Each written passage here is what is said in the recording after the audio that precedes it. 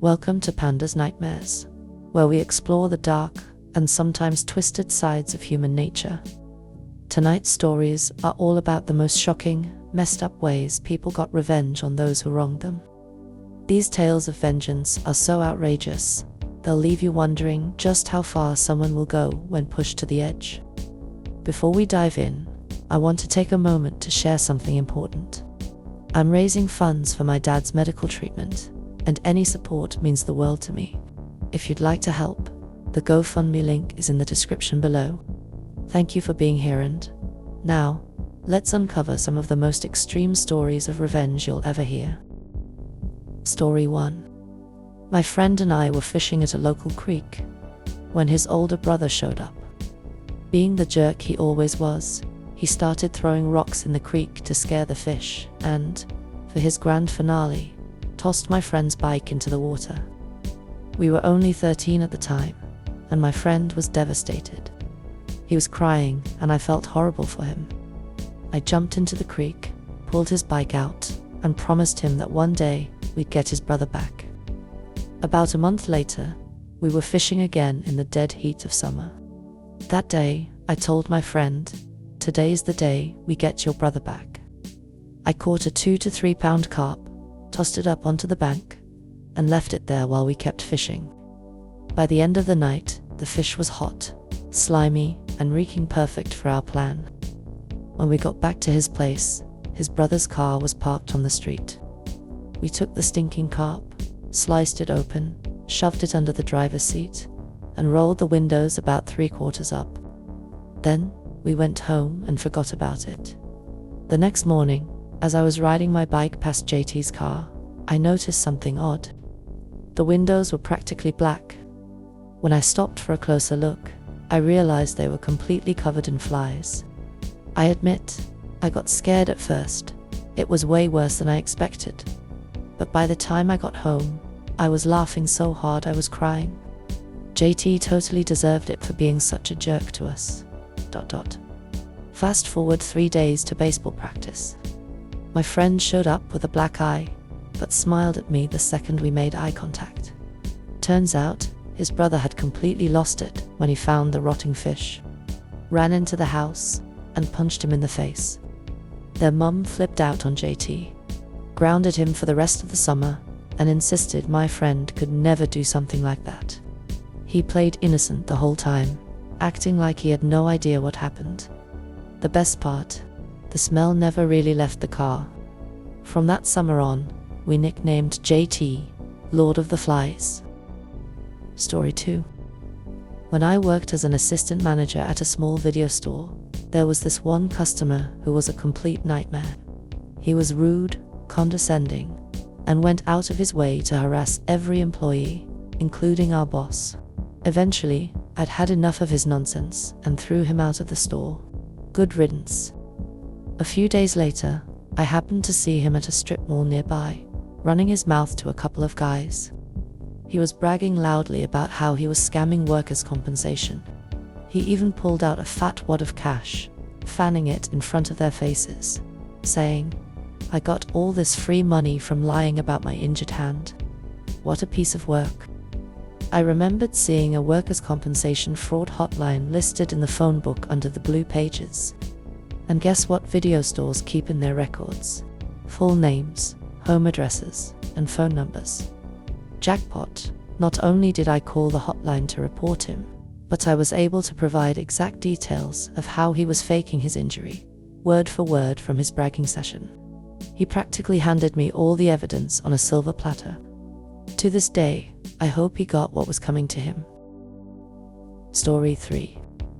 I moved around a lot as a kid, because my dad was in the army, and my parents were divorced. Constantly being the new kid made it hard to form lasting friendships, but it made me an easy target for bullies. At one of my new schools, a bully singled me out right away. He'd trip me, shove me, and make fun of my clothes. It wasn't anything extreme, but it was enough to make me feel miserable. One day, I asked to use the restroom. On my way there, I passed the bully, who didn't say or do anything for once.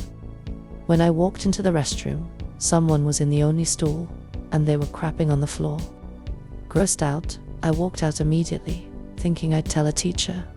Then, an idea came to me. Instead of going back to my class, I went straight to the bully's classroom. I walked in, pointed at him, and said, "He's the one who pooped on the floor in the bathroom." His teacher didn't question it. She took him straight to the restroom while he cried and kept shouting, "I didn't do it. He's lying." But she handed him some paper towels and made him clean it up anyway. I went back to my classroom after that. Even though I never admitted it wasn't him, I felt like I finally stood up for myself in a way I never had before. Story 4. During the last year of my marriage, I spent several days a week out of town for work. One night, while working remotely, I noticed that my home network was unusually slow.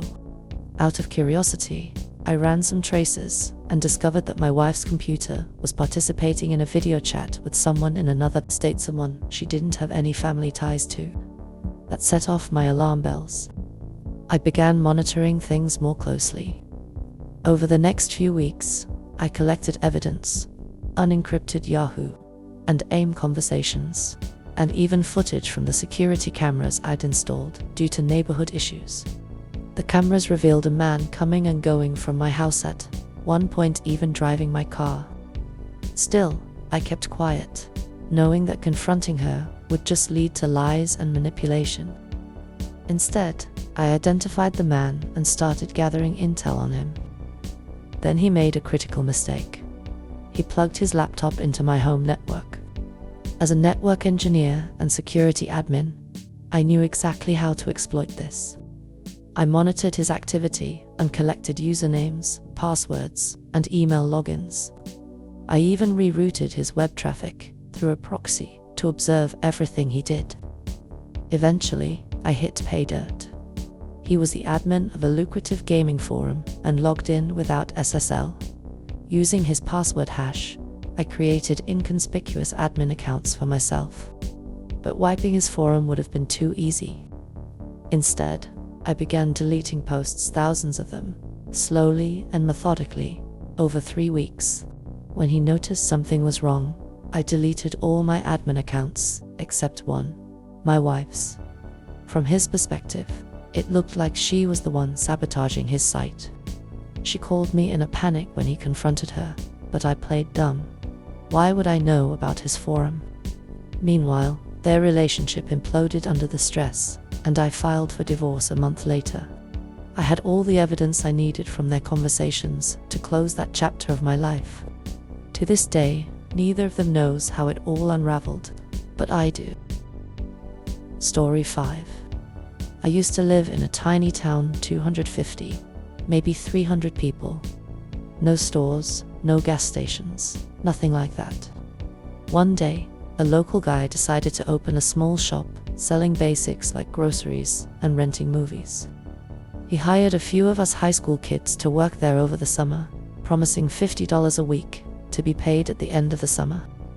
We agreed and spent the whole summer working hard, stocking shelves, cleaning the bathroom, taking care of the lawn, and whatever else he asked. When the summer ended, it was payday. We were excited, finally getting paid for our work. He shows up and hands each of us a check. $50 for the entire summer. Naturally, we were pissed. When we confronted him, his response was, "What the fuck are you gonna do about it? Drop the key off at my house since you won't need it anymore." That smug attitude pushed us over the edge. We came up with a plan to get even. On our last day, before locking up, we left a window unlocked. We dropped off the key at his house, just like he asked. Then, around midnight, we snuck back in through the window and helped ourselves to whatever we could carry: cigarettes, money from the register, candy, probably about $1,000 worth of stuff. Afterward, we locked the window and exited through the emergency door, which didn't even have an alarm. No cameras, no evidence. The next day, cops were at the store. He accused us, but he had no proof. Word spread through the town about how he screwed us over, and people stopped shopping there. A few months later, he had to shut down the store. Honestly, I don't feel bad. He got exactly what he deserved. Story 6. During college, I worked at a sandwich and coffee shop. It was a cool spot, lots of people hung out there, and I got along great with everyone I worked with. But our boss, he was the biggest asshole imaginable. One payday, he gathered all the employees and told us we wouldn't be getting paid that week. He promised we'd get our money the following week. Fine, we thought. Things happen. But when the next payday came around, still no money. This went on for a month. We later found out he was blowing all his money on coke and gambling. The kicker: we were working under the table, so when we brought up quitting, he smugly told us, "If you quit, you'll never see a dime of what I owe you." That's when we realized he never planned on paying us. Eventually, he stopped showing up to work altogether, gone for 3 weeks straight. At this point, it was just us employees running the shop. So, we decided, if we weren't getting paid, neither was he. For those 3 weeks, we gave away everything in the store for free. Sandwiches, coffee, if you walked in and ordered something, it was yours. We even threw a party one night, complete with an open mic and a packed crowd. When our boss finally showed up, he looked like he'd been awake for a week straight. He stormed in, screaming and threatening to beat the shit out of us, throwing things around like a madman. While he was losing it, I noticed his Escalade was double parked outside. Lightbulb moment, I called the campus towing company, which was just a block away. Mid-rant, one of my co-workers casually says, "Hey, your truck's getting towed." He bolts outside just in time to see his Escalade getting hooked up and hauled away. Meanwhile, we slipped out the back door, never looking back. He got exactly what he deserved. Story 7. My dad used to live in an apartment building where each tenant had an assigned parking space. It was clearly understood. Your spot was your spot. But there was this one guy who just didn't care. Time and time again, my dad would come home to find this guy's car parked in his space. At first, my dad tried to handle it politely. He asked the guy several times to stop parking there, and even reported it to the landlords, but nothing changed. One day, my dad came home to find the same car in his spot again. That's when he decided enough was enough. Now, my dad has always been a car guy. He's worked on them since he was 13. Conveniently, he kept a jack in his trunk. He jacked up the rear of the guy's car. It was a rear-wheel drive, which meant he could control it easily, and wheeled it across the lot. He tucked the car behind a dumpster, lowered it back down, put his jack away, parked in his rightful spot, and went upstairs like nothing had happened. Later that day, there was a knock at his door. Standing there was a police officer with the inconsiderate neighbor right behind him. The officer asked, "Sir, what did you do with this man's car?" My dad, who is 6'5", well-built, and has one eye, the fake one being just slightly too small, giving him a constant madman look, calmly replied, "He parked in my spot. I told him not to, so I lifted his car and moved it by the dumpster." Then, he casually pointed out the car through his apartment window. The officer's eyes went wide as dinner plates. He turned to the neighbor and said, "Sir, I strongly recommend you never park in this man's spot again." Safe to say, the guy got the message. He never parked in my dad's spot again. Story 8. During my first semester of college, my girlfriend of 3 years, whom I dated all through high school, broke up with me. We went to different schools, and I later found out she was hooking up with one of her guy friends there. While we were both home for break, she asked me to return all the things she had given me over the years: presents, sweatshirts, cards, and so on. I figured, fine, no problem. So, I gathered everything up and drove to her house. When I arrived, I saw she had invited all her friends over. They were sitting in the garage with her, along with her parents. As I walked up to hand over her stuff, I noticed everyone had this smug little smirk on their faces, like they were silently laughing at me, ... I handed her the pile of things, And just as I was about to leave, I looked her straight in the eye and said, "If only I could give back your virginity." The look on her parents' faces, absolutely priceless. Total silence fell over the garage, and I walked out of that lion's den with the biggest, most satisfied smile on my face. Story 9. When I was 15, my parents went through a messy divorce. We lived on a farm, and I spent most of my time bucking bales and pulling fence year-round to pay for motorcycle gas. I was already dealing with a lot, feeling out of place at school, watching my younger siblings suffer, and trying to process everything. At the time, I was about 6'4", 300 pounds, and playing varsity football. After the divorce, I moved in with my mum, who had just gotten her own place. One day, I was in my room when I heard a commotion in the kitchen. Curious, I walked over to see what was going on. Just as I turned the corner, I saw her new boyfriend, let's call him Jim, because that was his name backhand, my mum so hard that she hit the floor. She scrambled to her feet, a look of disbelief and fear on her face, grabbed her keys, and ran out of the house. Moments later, I heard her car screeching down the driveway. That was it. Seeing my mum flee in such panic ignited something in me. It wasn't just anger, it was pure, unfiltered rage. My life already felt like it was spiraling, and this moment broke something inside me. I confronted Jim, who was maybe 5'5" and 150 pounds soaking wet, trying my best to keep my composure. I asked him why he hit my mum. He made the worst mistake of his life. He raised his hand to me. I don't even remember how his swing landed, everything went blurry. The next clear moment, I was on top of him, sitting on his chest, punching his face with all the force I had. His head was bouncing off the linoleum floor with every hit. I kept going until he was unconscious, bleeding from his nose, mouth, and every other part of his face. When I finally stood up, I walked to the bathroom to wash my hands, shaking from the adrenaline.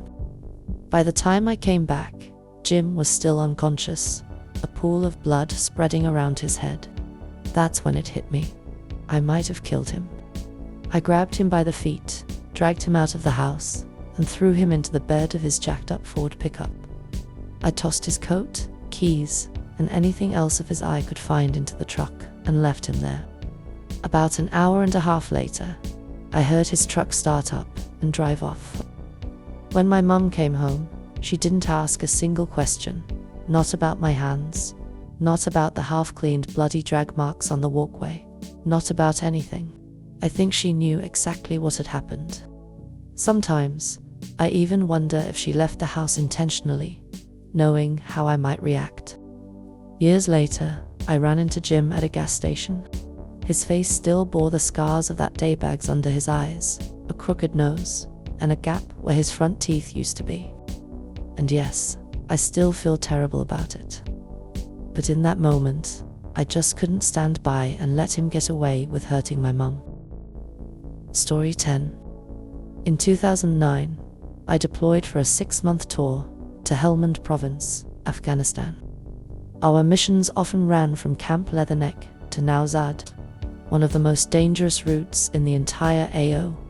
We were the only unit brave or foolish enough to run it consistently. At the time, I was 6 months into my first real relationship. She lived in New York while I was stationed in North Carolina, and we had plans to get married. But my staff sergeant gave me a little speech about the realities of marriage in the military, especially during deployment, and I decided it was best to wait until I returned.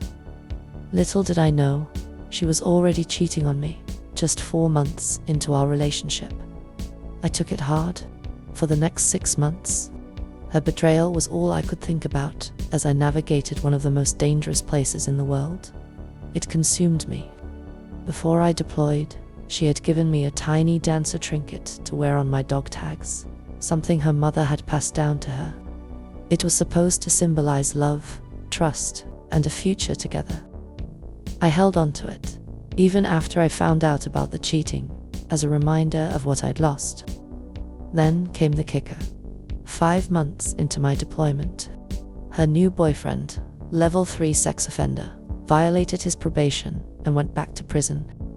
That's when she messaged me on Facebook, claiming she had just found out she was 6 months pregnant and that the baby was mine. It was laughable. You don't just find out you're 6 months pregnant when you're 110 pounds soaking wet. I knew it was a desperate ploy to get me back, and the lie only deepened the bitterness. When I finally came home 6 months later, I was a different person. Hardened, bitter, and carrying a lot of emotional baggage. One day, I walked into the subway where she worked. As soon as she saw me, her fake customer service smile evaporated into a look of pure horror. She stammered, "Welcome to Sue," before cutting herself off mid-sentence. I walked up to the counter, locked eyes with her, and set the little dancer trinket down in front of her. Without saying a word, I shook my head, turned, and walked out. I could hear her start crying before I even reached the door. Fast forward to today. I've transitioned out of the military, landed a great job, and live in a beautiful townhome. I'm in a loving relationship with an amazing girlfriend, and I'm even about to get a dog. Life is good. I've never blocked her on Facebook. She poked me occasionally, but I never poke back. I let her watch my success unfold while her life remains in shambles. About once a year, she sends me a message, usually starting with a half-hearted "How are you?" before spiraling into a rant about how she ruined everything and wishes she'd never cheated on me. I never respond. Silence says more than any words ever could. Story 11. I had a loud, obnoxious apartment neighbor who was always causing problems. He was the type of guy who thought the world revolved around him, and his antics regularly disrupted the entire complex. One night, he and his drunk friends were wrestling in the parking lot at some ungodly hour, making a ton of noise. My wife had finally had enough and called the cops on them. The guy, an angry drunk with zero impulse control, decided to retaliate after the cops left by snapping the antenna off my car. It wasn't subtle either. He made sure I'd know it was him. I stewed over it for days, furious about the audacity of this jerk. Then, about a week later, Karma decided to lend me a hand. At 6 a.m., he came thundering up the stairs after another late-night bender, waking me up again. A couple of hours later, I noticed something that felt like divine justice. He had left his keys dangling in the lock of his apartment door. I couldn't resist. I snuck up the stairs, carefully removed the keys from the lock, and walked them a block away to chuck them into a ditch. The best part was listening to the aftermath. From my apartment, I could hear him tearing his place apart, flipping furniture, and yelling as he searched for the missing keys. His frustration was music to my ears. To make it even sweeter, his truck had 2 separate alarms that required remotes, and he had to replace both systems after losing them. I regret nothing. Sweet, silent revenge was mine. Story 12. Back in school, I dealt with a classmate who was a complete jerk. He bullied me relentlessly, and after a while, I'd had enough. One day in the library, I noticed him logging onto a computer. As he went to check his emails, I caught a glimpse of his password. It was laughably simple, just his name, followed by a number. That evening, curiosity got the better of me. I logged into his email account and started poking around. What I found was both shocking and satisfying. There was a conversation between him and a friend discussing how his mother had convinced Centrelink, the Australian Unemployment Benefits Agency, that he had a learning disability to claim additional funds. I couldn't let it slide. I forwarded the email chain, along with his password, to Centrelink. While I doubted they could officially act on the email due to bureaucratic red tape, someone must have taken matters into their own hands. A few weeks later, word spread around school that Bob's family was being taken to court and forced to repay thousands of dollars they had falsely claimed. I graduated before the case was resolved, but I do know they had to repay a significant amount. For once, justice was served, and it felt pretty damn good. Story 13. When I was around 7 or 8, I did a science project on the antibacterial effectiveness of various soaps. The experiment was straightforward. I'd keep my hands dirty for a day, press my grubby thumbs into Petri dishes filled with agar, wash my hands, and repeat the process. The goal was to see how much bacteria each soap could eliminate. I'd trace the resulting bacterial colonies. Bigger colonies meant less effective soap. Smaller ones meant better results.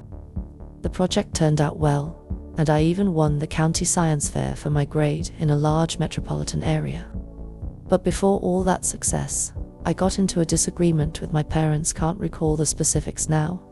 Feeling particularly spiteful and in the throes of childhood mischief, I decided to teach them a lesson. I took the nastiest, most bacteria-laden culture from my experiment and swabbed it onto their bedroom doorknob. It worked too well. They both got sick as dogs for a couple of days, leaving me to play nurse and take care of them. Karma came for me faster than I expected. In hindsight, I definitely deserved it. Story 14. About 8 years ago, I was dating a girl who ended up getting pregnant. Unfortunately, she miscarried about a month into the pregnancy, and it made me seriously reconsider things. I decided at that point to get a vasectomy. The relationship ended shortly after, but I went ahead with the procedure. It wasn't something I took lightly, and I made sure it was done properly. Fast forward to my next relationship, which lasted about 3 years. Things were going well until she told me she was pregnant. I knew it wasn't mine. Thanks to my vasectomy, I was confident I couldn't have children. Still, I kept quiet at first, giving her the benefit of the doubt. But as the pregnancy progressed, cracks started to show, and about 7 months in, her behavior took a sharp turn. She became hostile, which led to us breaking up. Things took an even uglier turn when she decided to take me to court for child support after the baby was born. I denied the child was mine and requested a paternity test, while waiting for the results. I calmly informed Hermaby, a bit too smugly, that I had gotten a vasectomy well before we even met. The DEA was when we got to court, and the judge read out the results. I was not the father. The look on her face was priceless. Even up until the last moment, she clung to the lie. But there's no arguing with DNA and science. Safe to say, I walked out of that courtroom a free man. Story 15. About 4 years ago, I discovered that my husband of 10 years was cheating on me with a girl he went to high school with. The irony. According to him, back in the day, she was too much of a whore to date because she couldn't stay loyal to one guy at a time. Life has a sense of humor, I guess. At the time, I was a full-time student, and he was the one financially supporting me and our toddler. When I found out about the affair, I completely lost it, understandably so. But instead of apologizing, or even trying to explain himself, he had the audacity to call me a psycho, and declared that he wanted to leave me for her. So, what did I do? I quit school for a year, took on 2 jobs, and paid for the divorce myself, while supporting our child without a single ounce of help from him. It was the hardest year of my life, but I powered through. I went back to school, funded my education on my own, graduated with honors, landed my dream job, and have been thriving ever since. ... As for him, let's just say karma has been putting in overtime. He's been cheated on multiple times, big surprise there. Lives in a rundown trailer park with the same whore girlfriend, and is generally scraping by as a loser.